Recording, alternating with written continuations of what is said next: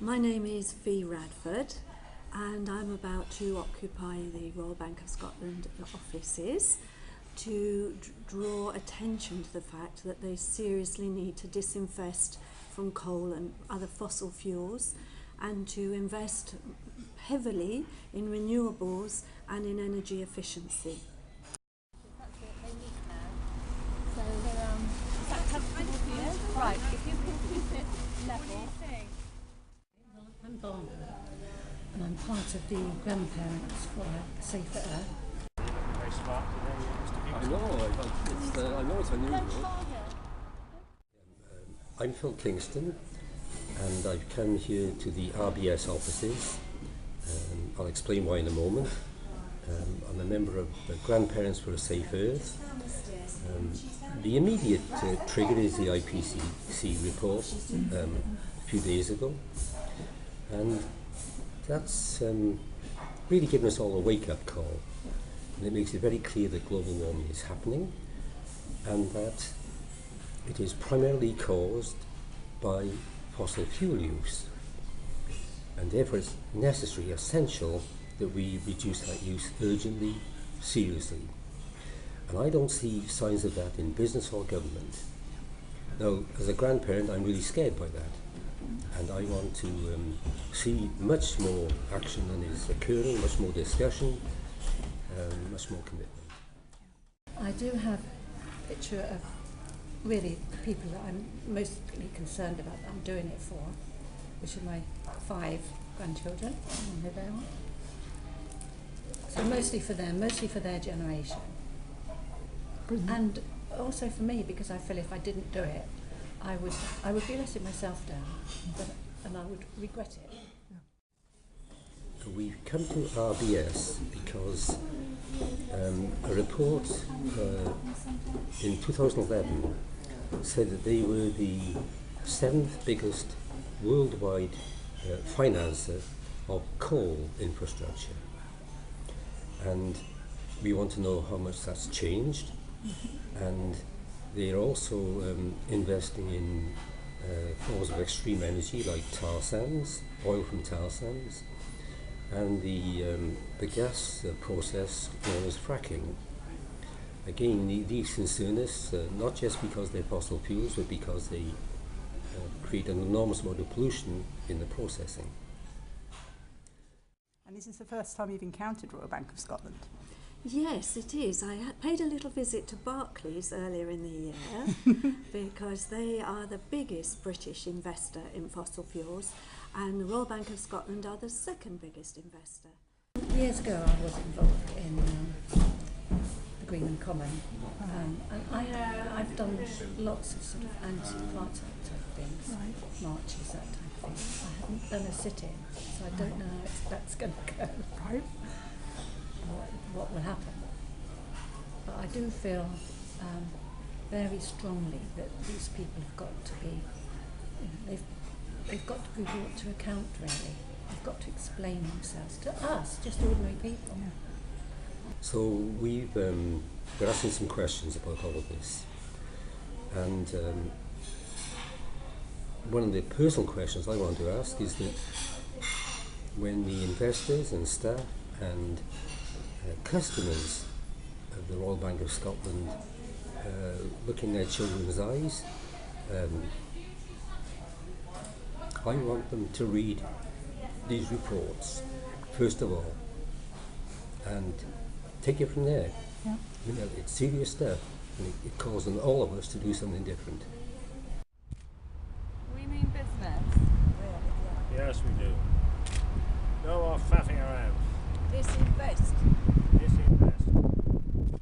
I also think we own quite a sizable chunk of the Royal Bank of Scotland, and I really, really think that they should not be investing in this way on behalf of the British public.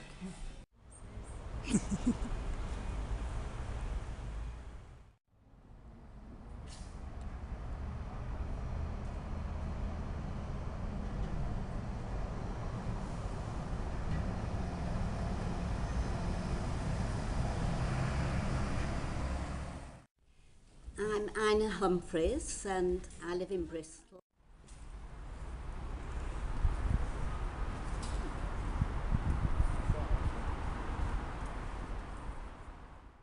certainly created an impression on my grandchildren.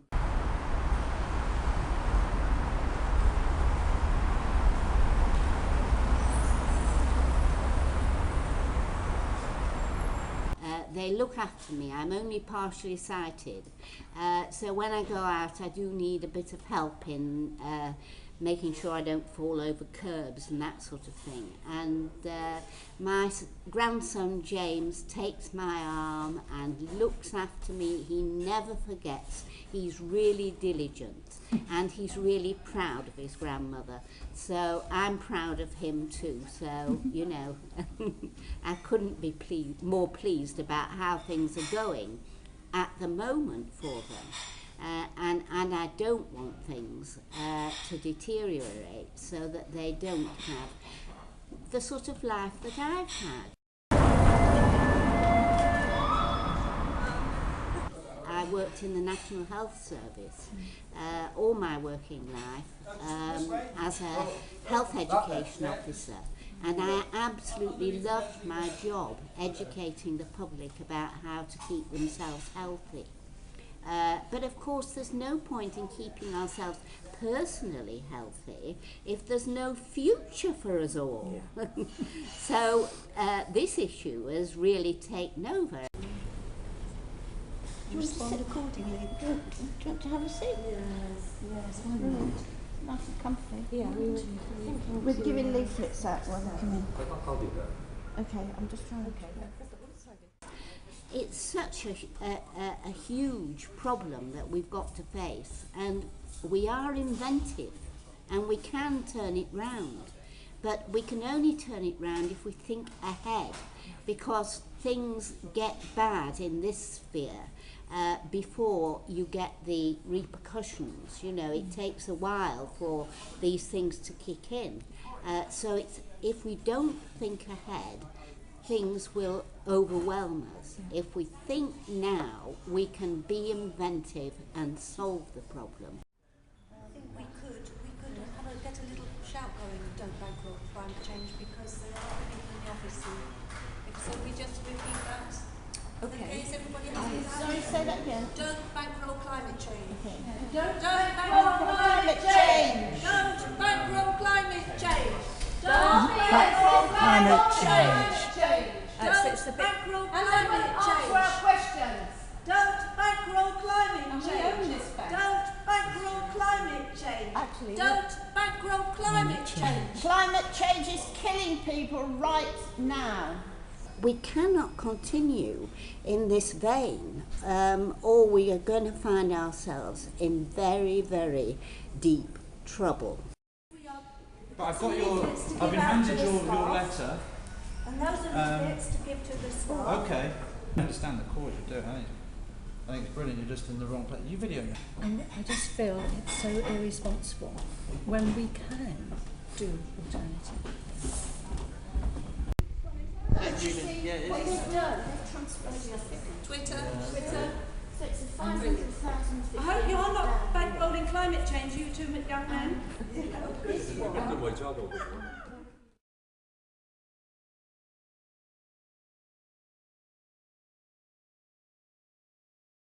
I can see, I see where you're coming from now. So you've actually got an error Okay. on your document that you've put out, and you said that you're going to be totally transparent to people. You've I only paid all managed, this I'm afraid you're wasting your energy on me. You've paid all this money to this company to produce these figures for you. Right. And they look like rubbish. I say, I'm afraid you're wasting on me. It's wasted on me. I mean, the route you've taken, on your letter you wrote, the route you've taken is the only one available to you. You've gone through the policy. You know, for goodness sake, people, wake up and wake up and do something. And that's what we as grandparents are trying to do. Just check with you all folks that you're going to call the police to have us removed. So it's up to you whether you stay or go. I'll stay till they come. Yes, I'll wait till they come.